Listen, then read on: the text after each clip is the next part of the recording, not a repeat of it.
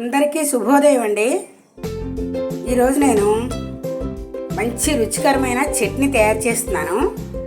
ఏంటంటే అండి ఆ చట్నీ పుదీనా, టమాటాలు, వేరుశనగ గుళ్ళు వేసి పచ్చడి చేస్తున్నానండి. ఇది మనకి అన్నంలోకి బాగుంటుందండి. మన ఇడ్లీలోకి కానీ, రొట్టెలోకి కానీ, ఊతప్పలోకి కానీ, దేంట్లోకైనా చట్నీగా కూడా బాగుంటుంది.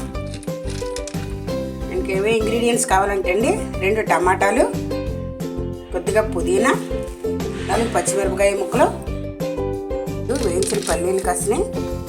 దాని పోపు దినుసులు ఏంటంటే అండి జీలకర్ర, మినపప్పు, ఆవాలు, 1 ఎండుమిరపకాయ. ఇంతే అండి దీనికి కావాల్సిన ఇంగ్రీడియంట్స్.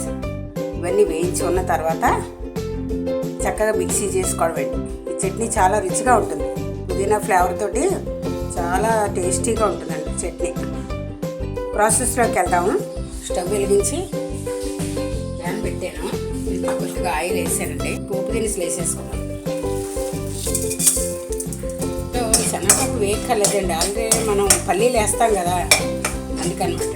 పల్లీలు వేయించుకొని ఇంట్లో లేకపోతే అండి ఈ టైంలో మనం పల్లీలు వేసేసుకోవాలి. పోపు వేగిపోయింది. టమాటా, పచ్చిమిర్చి, పుదీనా వేసేసుకున్నాం.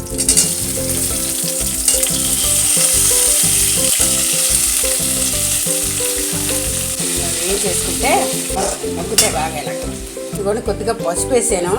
ఇది తగిన సాల్ట్ కూడా వేసేసుకుంటే అండి చక్కగా టమాటాలు కూడా బాగా మగ్గుతాయి. గమ్మును మెత్తపడిపోతుంది, వేగుతుంది. బాగా మగ్గిన తర్వాత మనం మిక్సీ చేసుకుందాం. ఇలా మూత పెట్టేద్దామండి. ఒక 5 నిమిషాలు మూత పెట్టేస్తే మగ్గిపోతుంది. ఇదిగోండి టమాటా, పుదీనా అన్నీ చక్కగా మగ్గిపోయాయి. మనం ఈసారి పల్లీలు కూడా వేయించుకున్నాం కదా, వేయించిన ఉన్నాయి కాబట్టి వేయించలేదు, లేకపోతే ఇవి కూడా నూనెలో వేయించుకోవాలి. మనకి చల్లారిన తర్వాత మిక్సీ చేసుకోవడం అండి. స్టవ్ పెట్టేసుకోవచ్చు. చల్లారిపోయింది. మిక్సీ చేసి చూపిస్తాను చట్నీ. చక్కగా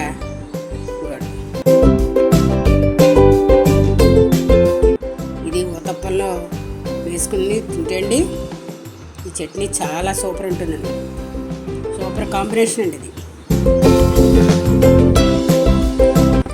ఈ చట్నీ గుమగుమలాడుతుందండి. ఎలా ఉందంటే పుదీనా మంచి స్మెల్, కమ్మగా ఉంది. వేరుశనగ గుళ్ళు వల్ల కమ్మదనం, చక్క టమాటా పులుపు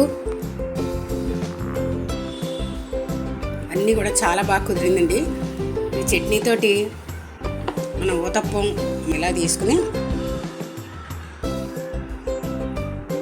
జీలకర్ర ఉందేమండి ఇలా చేసుకుని చక్కగా చట్నీ వేసుకుని తింటే సూపర్ ఉంటుందండి. టేస్ట్ చక్కని ఆరోగ్యానికి ఆరోగ్యం.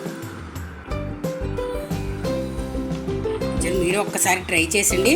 మీకు ఎలా వచ్చిందో నాకు కామెంట్ సెక్షన్లో తెలియజేయండి. Please like, share and subscribe. Thank you for watching.